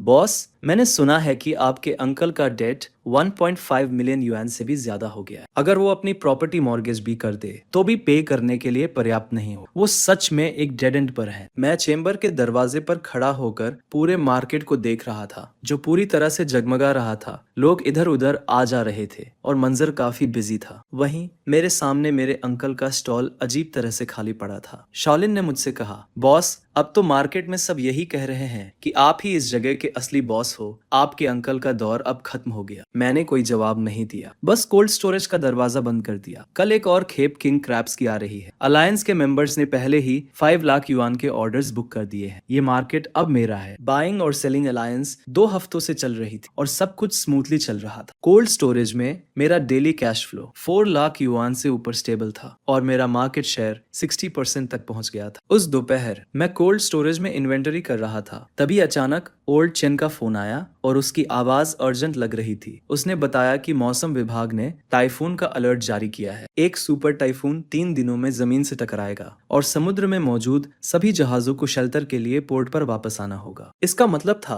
कि कम से कम 1 हफ्ते तक मार्केट में ताजी सी फूड की सप्लाई नहीं होगी। ये सुनकर मेरा दिल बैठ गया और मैंने तुरंत पूछा कि क्या वो अभी भी माल अनलोड कर सकते हैं। ओल्ड चेन ने कहा कि आज आखिरी दिन है, कल से सभी जहाजों को पोर्ट पर वापस आना होगा। उसने मुझसे कहा कि उसके पास अभी भी एक खेप बची है और पूछा कि क्या मैं उसे लेना चाहता हूँ। मैंने कहा कि मैं सब कुछ ले लूंगा और तुरंत वहां पहुंच जाऊंगा। फोन रखने के बाद मैंने शाओलिन को कॉल किया और हम सीधे रेफ्रिजरेटेड ट्रक में साउथ पियर की तरफ चल दिए। ड्राइव करते वक्त मैं सोच रहा था कि टाइफून की वजह से मार्केट में सप्लाई रुक जाएगी और सी फूड की कीमतें आसमान छू जाएंगी। अगर मैं पहले से ही काफी माल जमा कर लेता हूँ तो मैं न सिर्फ अलायंस के मेंबर्स के लिए सप्लाई सुनिश्चित कर पाऊंगा बल्कि मार्केट को भी स्थिर रख पाऊंगा। मैं शाम को साउथ पियर पर पहुंचा। ओल्ड चेन और उसकी टीम अर्जेंट तरीके से माल अनलोड कर रहे थे। पियर पर बहुत भीड़ थी। मैंने डिसाइड किया कि मैं सब कुछ मौके पर ही खरीद लूंगा और तुरंत 3 लाख युआन का पेमेंट ट्रांसफर कर दिया। ओल्ड चेन ने कहा, अरे ये टाइफून बहुत स्ट्रॉन्ग है, अच्छे से तैयारी कर लो। मेरा मानना है कि कम से कम 1 हफ्ते तक इंटरप्शन रहेगी और मार्केट में स्टॉक खत्म हो जाएगा। मैंने सिर हिलाकर कहा कि सब कुछ कंट्रोल में है, मैं रात में ही सारा माल वापस मार्केट ले जाता हूँ। जब हम सब कुछ खत्म करते हैं तब रात के 11 बज चुके थे। शाओलिन और मैं सॉर्टिंग, पैकिंग और स्टोरेज करने लगते हैं। मैं कोल्ड स्टोरेज के बैकअप जनरेटर को अच्छी तरह से चेक करता हूँ ताकि तूफान के दौरान पावर कट ना हो जाए। अगली सुबह पूरे मार्केट में तूफान की अफवाहें फैलने लगती है। बहुत सारे स्टॉल ओनर्स अर्जेंट स्टॉक जमा करने की कोशिश कर रहे थे, लेकिन ज्यादातर शिप्स पहले ही पोर्ट पर वापस आ चुके थे, जिस वजह से कुछ भी खरीद पाना इम्पॉसिबल था। शाओलिन मुझसे कहता है, बॉस, मार्केट में हर कोई सामान पाने के लिए डेस्परेट है और प्राइसेस पहले ही 30% तक बढ़ चुके हैं। मैं उसे जवाब देता हूँ, चिंता मत करो, पहले अलायंस मेंबर्स के लिए सप्लाई सिक्योर करते हैं और फिर देखते हैं कि सरप्लस का क्या करना है। मैं अलायंस के मेंबर्स को एक मीटिंग के लिए बुलाता हूँ। मैं उनसे कहता हूँ कि तूफान आने वाला है और मार्केट में कम से कम 1 हफ्ते तक सप्लाईज खत्म हो जाएंगी, लेकिन मैंने पहले से ही पर्याप्त स्टोरेज कर लिया है जिससे उनकी सप्लाईज अफेक्टेड नहीं होंगी और प्राइसेस भी नहीं बढ़ेंगे। कई छोटे ट्रेडर्स राहत की सांस लेते हैं। वो कहते हैं, वहाँ तुम्हारी दूरदर्शिता दूरदर्शिता तो कमाल की है, वरना हम सबको तो बंद ही करना पड़ता। मीटिंग के बाद दूसरे स्टॉल ओनर्स भी मुझे ढूंढने लगते हैं और ऊंचे प्राइसेस पर सामान खरीदना चाहते हैं, लेकिन मैं उन सभी को ये कहकर रिजेक्ट कर देता हूँ कि प्रायोरिटी एलायंस मेंबर्स की है। दोपहर में मुझे पता चलता है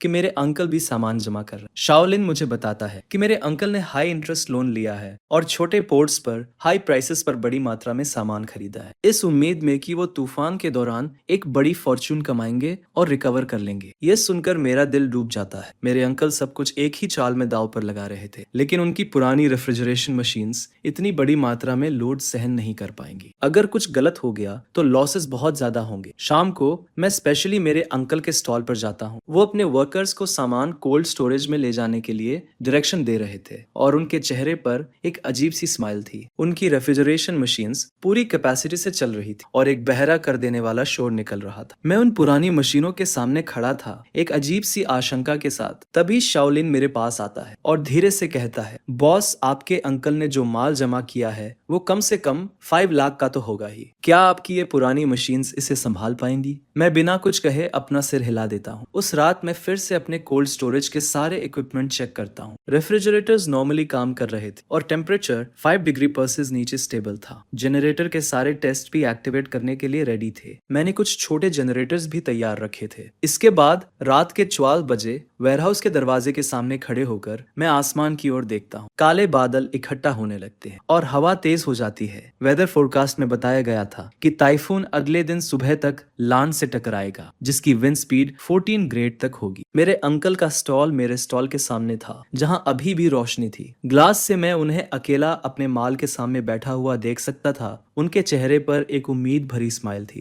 उन्हें लग रहा था कि ये टाइफून उनके दोबारा उठने का मौका है, पर उन्हें क्या पता था कि यही उनकी बर्बादी का कारण बन सकता है। अगले दिन टाइफून और करीब आ गया। आसमान एकदम ग्रे था। हवा की स्पीड 8 ग्रेड तक पहुंच चुकी थी और मार्केट के कई स्टॉल्स जल्दी बंद होने लगे थे। तूफान से निपटने की तैयारी करते हुए मैंने शाओलिन को सारे इक्विपमेंट दोबारा चेक करने को कहा ताकि कोई प्रॉब्लम ना हो। अलायंस के मेंबर्स भी टाइफून के बाद काम करने के लिए तैयार थे। फिर शाम को 4 बजे मुझे ओल्ड चेन का फोन आता है। वो कहता है कि टाइफून उम्मीद से ज्यादा स्ट्रांग है और मुझे बहुत ध्यान रखने की जरूरत है। उनके सारे शिप्स वापस पोर्ट पर आ गए थे और डॉक खाली कर दिया गया था। मैं जवाब देता हूँ, आप चिंता मत करो, मैं पूरी तरह से तैयार हूँ। फोन रखने के बाद मैं कोल्ड स्टोरेज के सामने खड़ा हो जाता हूँ। आसमान को अंधेरा होते हुए देखता हूँ। हवा और तेज हो जाती है और बारिश की कुछ बूंदें गिरने लगती है। मेरे अंकल के स्टॉल में वो अभी भी काम कर रहे थे, लेकिन मैंने देखा कि उनके रेफ्रिजरेटर नंबर 3 की स्क्रीन फ्लिकर कर रही है और टेम्परेचर अनस्टेबल हो रहा है। मुझे एक झटका लगता है। मैं उस मशीन को बहुत अच्छे से जानता था। यह खराब होने का साइन था। टाइफून फाइनली लैंड से टकरा गया और बारिश के साथ तेज हवा शहर में तबाही मचाने लगती है। शहर में लगे सारे एडवर्टाइजिंग पोस्टर्स फट चुके थे। पेड़ बीच से टूट गए थे और मार्केट में अंधेरा छा गया था। सिर्फ कुछ दुकानों की इमरजेंसी लाइट्स ही जल रही थी। हम सब बस इधर उधर देख रहे थे।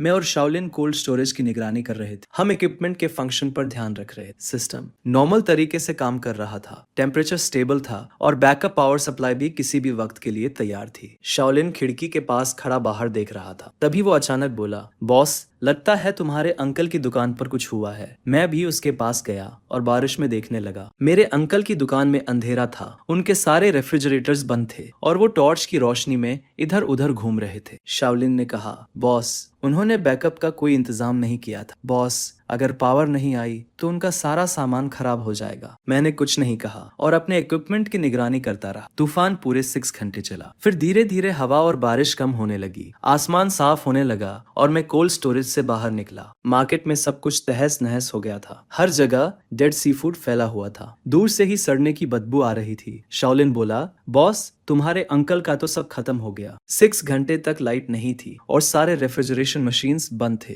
5 लाख का माल खराब हो गया। मैं भी जाकर देखने लगा। किंग क्रैब्स, ऑस्ट्रेलियन लॉबस्टर्स और स्टार ग्रुपर सड़े हुए मांस में बदल चुके थे। मेरे अंकल वहीं पर खाली नजरों से बैठे थे, जैसे उनकी आत्मा ही निकाल ली गई। मुझे देखकर उनकी आंखों में कई सारे इमोशंस दिखे, लेकिन आखिर में उन्होंने कुछ नहीं कहा, बस सिर झुका लिया। मैं बिना उन्हें देखे वापस मुड़ गया। कोल्ड स्टोरेज में वापस आकर मैंने इन्वेंटरी चेक करना शुरू किया। तूफान में जीरो नुकसान हुआ था, सारा सी फूड जिंदा था। मैंने तुरंत अलायंस के मेंबर्स को इन्फॉर्म किया कि हम नॉर्मल सप्लाई कर सकते हैं। सुबह 10 बजे तक मार्केट फिर से शुरू हो गया, लेकिन ज्यादातर दुकानों को पावर कट की वजह से बहुत नुकसान हुआ था और उनके पास बेचने के लिए कुछ नहीं था। सिर्फ मेरा ही गोदाम ठीक से काम कर रहा था। जल्द ही सिर्फ मेरे पास ही स्टॉक था। बड़े बड़े रेस्टोरेंट्स के बायर्स मुझे कॉल करके पूछने लगे कि क्या मैं उन्हें सप्लाई कर सकता हूँ। मैंने हाँ तो कह दिया, पर मैंने कहा कि प्राइसेस मार्केट के हिसाब से ही चलेंगे। तूफान के बाद सी फूड की कमी हो गई थी, प्राइसेस बढ़ गए थे, जिस पर मैंने अपने एलाइज को प्रायोरिटी दी और उनके प्राइसेस वही रखे। बाकी कस्टमर्स के लिए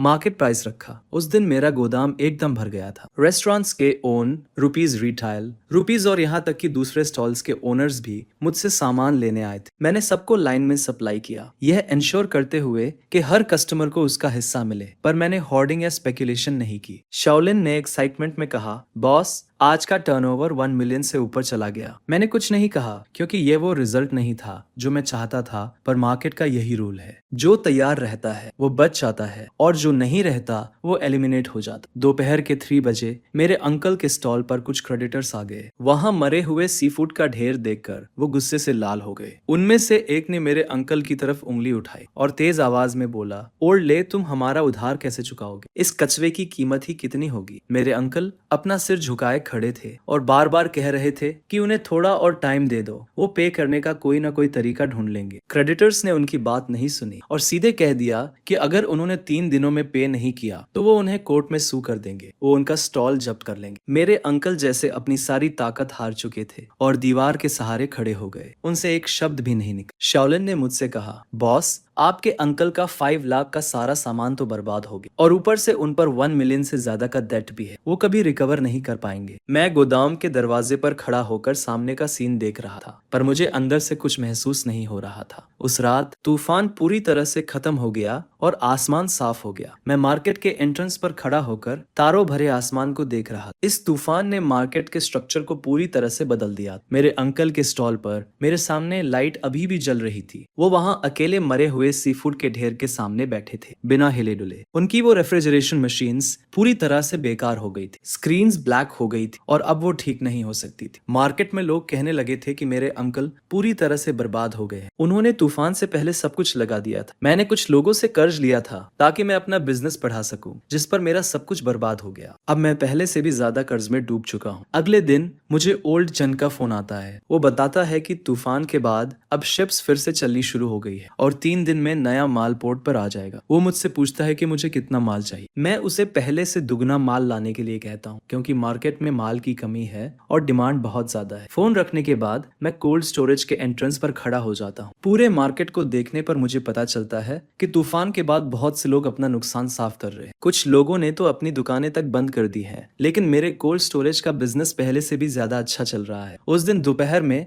मैं कोल्ड स्टोरेज में नए माल का इन्वेंटरी कर रहा था। तभी शाओलिन मेरे पास आता है और कहता है, बॉस आपके अंकल गेट पर खड़े हैं और वो आपसे मिलना चाहते हैं। मैं ऊपर देखता हूँ और शीशे से मेरे अंकल बाहर खड़े हुए दिखाई देते हैं। उनके बाल बिखरे हुए हैं और उनका चेहरा उतरा हुआ है। वो बहुत परेशान दिख रहे हैं। मुझे देखकर उनके होंठ कांपने लगते हैं और बहुत देर बाद वो सिर्फ 2 शब्द बोल पाते हैं, माफ करना। मैं सिगरेट जलाता हूँ और बिना कुछ कहे उनके बोलने का इंतजार करता हूँ। मेरे अंकल कुछ देर तक चुप रहते हैं और फिर कहते हैं, मुझे तुमसे एक फेवर चाहिए, क्या तुम मुझे कुछ पैसे उधार दे सकते हो? मैं उन्हें बिना जवाब दिए देखता रहता हूँ। मेरे अंकल फिर कहते हैं, तूफान की रात मेरा सारा माल बर्बाद हो गया और अब लेनदार हर रोज आ रहे हैं। वो कह रहे हैं कि वो मुझे कोर्ट में ले जाएंगे। मैं पूरी तरह से फंस चुका हूँ। क्या तुम अपने अंकल की मदद नहीं करोगे? हम फैमिली जो है। मैं सिगरेट से राख झटकता हूँ और कामली कहता हूँ, अंकल आपको कितने पैसे चुकाने हैं? मेरे अंकल नजरें झुकाकर कहते हैं, इंटरेस्ट मिलाकर 1.6 मिलियन। मैं कहता हूँ 1.6 मिलियन कोई छोटी रकम नहीं। मेरे अंकल अपनी आंखें थोड़ी लाल करके ऊपर देखते हैं और कहते हैं, मुझे पता है कि मैंने तुम्हारे साथ पहले बुरा किया था। 1,20,000 वाली बात मेरी गलती थी। अब तुम्हारा बिजनेस इतना बड़ा हो गया है कि 1.6 मिलियन तुम्हारे लिए कुछ भी नहीं। बस मुझे उधार दे दो और मैं तुम्हें गारंटी देता हूँ कि मैं तुम्हें वापस कर दूंगा। मैं उन्हें देखता हूँ और कहता हूँ, अंकल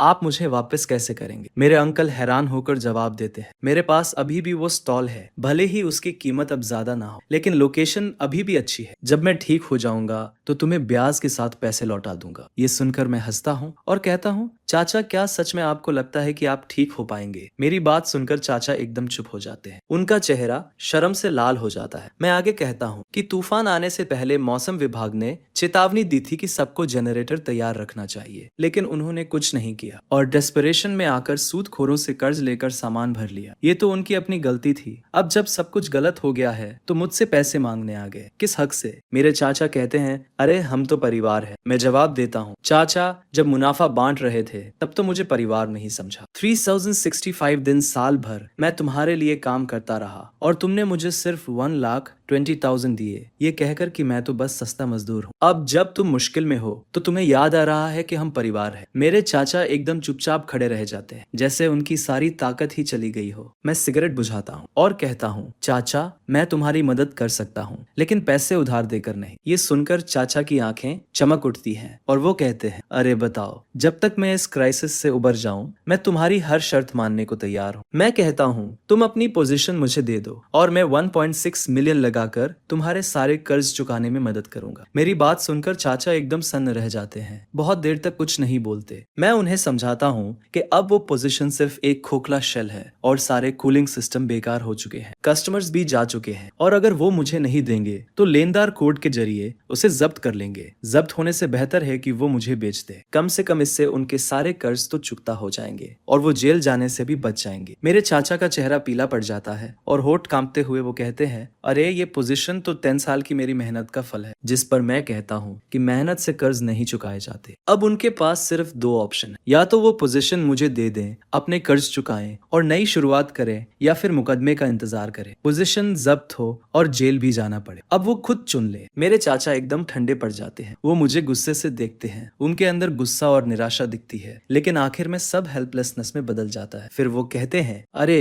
क्या तुम थोड़ा प्राइस बढ़ा सकते हो? जिस पर मैं सिर हिलाकर मना कर देता हूँ और कहता हूँ कि 1.6 मिलियन ही मार्केट प्राइस है। आजकल जो हालत है उसमें इतने में बिकना भी बहुत बड़ी बात है। मेरे चाचा थोड़ी देर चुप रहे और फिर सिर झुकाकर बोले, मैं सोचूंगा। जिस पर मैंने कहा, चाचा, लेनदारों ने तुम्हें 3 दिन का टाइम दिया है, आज दूसरा दिन है, तुम्हारे पास सोचने के लिए ज्यादा टाइम नहीं है। मेरे चाचा ने कुछ नहीं कहा। वो मुड़े और चले गए। उनकी कमर झुकी हुई थी और वो बहुत धीरे चल रहे थे, जैसे अचानक 10 साल बूढ़े हो गए हों। उसी रात मुझे खबर मिली कि लेनदार मेरे चाचा की दुकान पर फिर से आ गए। इस बार वो कुछ और लोगों को साथ लाए थे और सीधे दुकान से सारा सामान निकालने लगे, ये कहते हुए कि अगर कल तक पैसे नहीं दिए तो वो उन्हें कोर्ट में रिपोर्ट कर देंगे। मेरे चाचा दरवाजे पर खड़े थे, उन लोगों को अपना सामान ले जाते हुए देख रहे थे और उनके मुंह से एक शब्द भी नहीं निकल रहा था। अगली सुबह मेरे चाचा फिर आए। इस बार उनके हाथ में एक डॉक्यूमेंट था, दुकान की प्रॉपर्टी का सर्टिफिकेट। वो मेरे सामने चुपचाप खड़े रहे। फिर आखिरकार उन्होंने मुझे वो डॉक्यूमेंट दिया और कहा, ठीक है, मैं मान गया। मैंने डॉक्यूमेंट लिया, उसे देखा और कहा, चाचा, हम आज दोपहर नोटरी ऑफिस जाएंगे और फॉर्मेलिटीज पूरी करेंगे। मेरे चाचा ने हामी भरी और मुड़कर जाने लगे। दरवाजे पर पहुंचकर वो अचानक रुक गए। उन्होंने पीछे मुड़कर देखा और कहा, तुम जीत गए। मैंने कुछ नहीं कहा, मैं बस उन्हें जाते हुए देखता रहा। उसी दोपहर मैंने फॉर्मेलिटीज पूरी की और तुरंत रेनोवेशन शुरू कर दी। पुरानी दुकान को तोड़कर कोल्ड स्टोरेज को बड़ा करने लगा। मैं वेयरहाउस के एंट्रेंस के सामने खड़ा था, उस दुकान को देख रहा था जो जल्द ही मेरी होने वाली थी। वो साइन बोर्ड जो 10 सालों से वहां लगा हुआ था अभी भी लटका हुआ था, लेकिन जल्द ही उसे एजी फूड से बदल दिया जाएगा। ट्रांसफर एग्रीमेंट पर साइन करने के बाद मैंने दुकान की रेनोवेशन शुरू कर दी और एक प्रोफेशनल टीम को हायर किया। मैंने अपने चाचा की पुरानी दुकान को अपने कोल्ड स्टोरेज से मिला दिया, पार्टीशन वॉल को गिरा दिया और स्पेस तुरंत डबल हो गया। मैंने 6 नई इंपोर्टेड रेफ्रिजरेशन मशीन्स का ऑर्डर दिया जो सबसे एडवांस टेम्परेचर कंट्रोल सिस्टम्स और बैकअप पावर सप्लाई से इक्विप थी। मैंने डिलीवरी व्हीकल्स की संख्या बढ़ाकर 5 कर दी, जिससे मैं ज्यादा कस्टमर्स को सर्विस दे सकूं। रेनोवेशन के दौरान मार्केट में तरह तरह की बातें हो रही थी। कुछ लोग कह रहे थे कि मैं बहुत निर्दयी हूँ जो अपने चाचा को भी नहीं छोड़ता। कुछ लोग कह रहे थे कि अगर मेरे अंकल ने उस वक्त बेहतर बर्ताव किया होता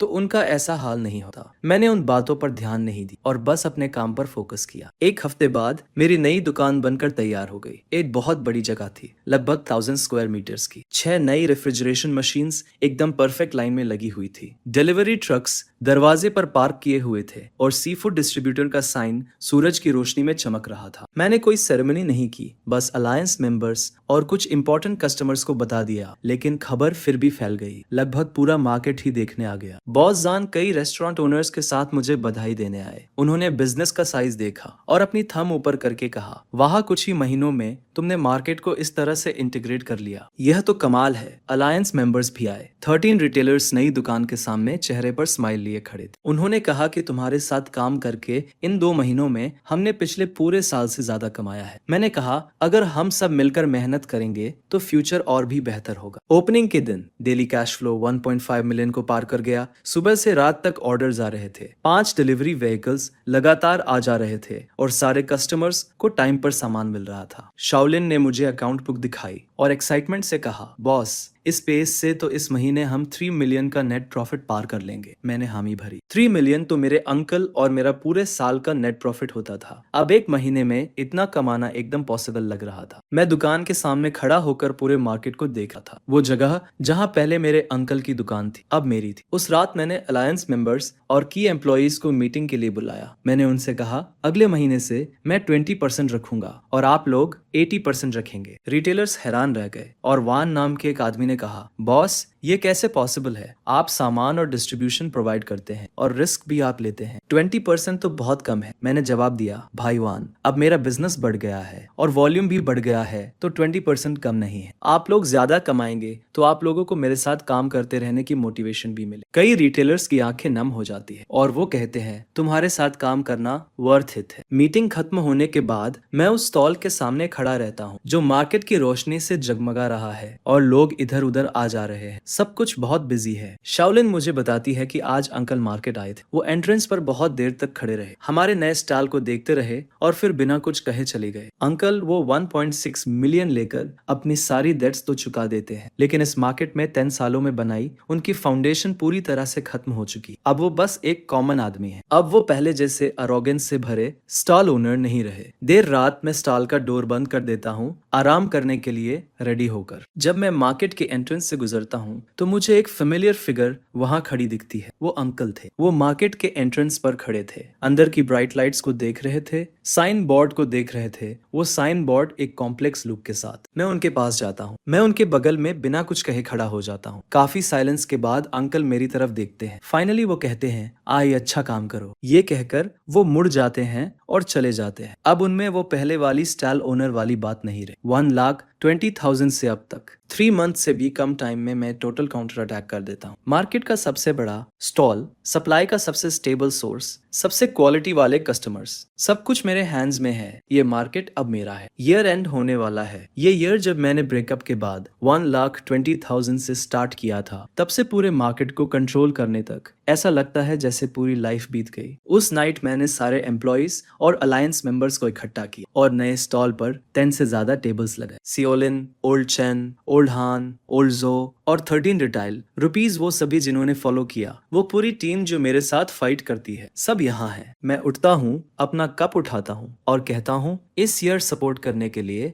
आप सभी का थैंक्स। आज ईयर एंड के प्रॉफिट्स को बांटने का डे है और मैं अपना प्रॉमिस पूरा करता हूँ। शाओलिन को सबसे पहले उसका शेयर मिलता है। मैं उसे 2 लाख का रेड एनवेलप देता हूँ। उसकी स्टार्टिंग सैलरी 12,000 पर मंथ थी और मैंने उसे ईयर एंड बोनस का प्रॉमिस किया था और वो अच्छा काम करती है। वो 2 लाख वो डिजर्व करती है। 13 रिटेलर्स को भी उनका शेयर मिलता है। अग्रीमेंट के अनुसार प्रॉफिट शेयरिंग 80 से 20 थी। उन्हें बिगेस्ट पार्ट मिलता है। हर किसी को सैकड़ों हजारों मिले, कुछ को तो मिलियन से भी ज्यादा। शाओलिन और बाकी रिटेलर्स इतने खुश थे कि उनसे बोला भी नहीं जा रहा। दूसरों के लिए काम करते हुए वो लोग पूरा साल जी तोड़ मेहनत करते थे और मुश्किल से 1 लाख कमा पाते थे। आय के साथ कुछ महीने काम करने के बाद उन्होंने पिछले कई सालों से ज्यादा कमा लिया। मैंने कहा, अगर सब लोग मुझे फॉलो करते हैं तो मैं किसी को निराश नहीं करूँ। चलो अगले साल और मेहनत करते हैं, ये और भी बेहतर होगा। पुराने चेन और बाकी शिप कैप्टन्स भी आए और मैंने हर एक को खूब सारे गिफ्ट्स दिए। इस साल सपोर्ट करने के लिए उनका शुक्रिया अदा किया। पुराने चेन ने मेरी पीठ थपथपाई और कहा, आए, तुम एक लॉयल और बहादुर लड़के हो। हमने तुम पर ट्रस्ट करके कोई गलती नहीं की। काफी ड्रिंक्स के बाद माहौल और भी गर्म हो गया। कुछ रिटेलर्स इन महीनों में जो हुआ उसे याद करने लगे। वो बता रहे थे कि कैसे शुरुआत में मार्केट में किसी को मुझ पर भरोसा नहीं था। वो सोचते थे कि मैं इतना जवान होकर अपने अंकल को कैसे हरा पाऊंगा, लेकिन किसने सोचा था कि कुछ ही महीनों में सिचुएशन पूरी तरह से बदल जाएगी। बानकेटे खत्म हो गया और काफी देर हो चुकी थी। मैं स्टॉल के सामने खड़ा था, तभी शाओलिन आई और उसने मुझे एक अकाउंट बुक दी। उसने कहा कि ओपनिंग से लेकर अब तक टोटल कैश फ्लो 23 मिलियन है और नेट प्रॉफिट 8.5 मिलियन है। मैंने बुक ली और नंबर्स देखे। पिछले साल अंकल के साथ पूरा साल काम करके टोटल फ्लो 5 मिलियन से ज्यादा था। नेट प्रॉफिट 2.85 मिलियन था और मुझे सिर्फ 1,20,000 मिले थे। इस साल खुद के लिए 3 महीने से भी कम काम करके नेट प्रॉफिट पिछले साल से 3 गुना ज्यादा था। इस साल मुझे बहुत कुछ समझ आया। रूल्स तभी मायने रखते हैं जब वो तुम्हारे हाथ में हो। कैपिटल उसका था, रिलेशंस उसके थे, इसलिए वो डिसाइड करता था। अब स्टॉल मेरा है, सप्लाई मेरी है, कस्टमर्स मेरे हैं, मैं डिसाइड करता हूँ। लेकिन मैं अपने अंकल की तरह नहीं बनूंगा जो सिर्फ मुझे एक्सप्लॉइट करने की चिंता करते थे। आखिर में वो अकेले रह गए और उन्हें धोखा मिला। मुझे वो करना चाहिए जिससे जो लोग मुझे फॉलो करते हैं वो भी पैसा कमाए। सिर्फ तभी हम और आगे बढ़ पाएंगे। शाओलिन मुझे बताती है कि मेरे अंकल अब एक छोटे से रेस्टोरेंट में किचन में काम करते हैं। स्टॉल का ओनर होने से एक एम्प्लॉय बनने तक ये कॉन्ट्रास्ट ऐसी चीज नहीं है जिसे कोई भी सहन कर सके, लेकिन ये उनकी अपनी पसंद थी